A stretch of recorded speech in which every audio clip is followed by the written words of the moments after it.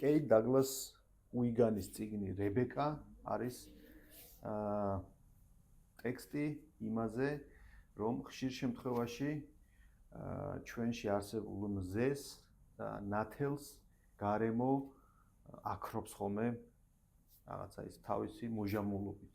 აი წარმოიდგინეთ ასეთი გოგონა რებეკა, რომელსაც აგზავნიან ნათესავის ფერმაში, სადაც ყველაფერი არის რაღაცა ისეთი ვიქტორიანული წესრიგით დახაზული და დალაგებული და ეს გოგონა, რომელიც გარემოსთვის მაინც და მაინც იდეალური არ არის და ურევს, ასე ვთქვათ, რბილად რო ვთქვათ, ცოტა ნათესავების თვალსაზრისით, აღმოჩნდება სივრცეში, სადაც ყველაფერი მოწესრიგებულია, ყველაფერს თავისი ადგილი აქვს და ყველა არის ნიღბით, ასე ვთქვათ, ნიღბებ გაკეთებული ცხოვრობენ. მაგრამ თუ შენში არის რაღაცა ისეთი სხვანაირი სინათლე და სხვანაირი ძალა და სხვანაირი შემართება, როგორიც აი აქვს რებეკას, მაშინ გარემო შენზე ზემოქმედებას ვეღარ ახდენს და პირიქით შეიძლება შენ შეცვალო გარემო შენს ირგვლივ. მე ამ წიგნს გირჩევთ სიამოვნებით.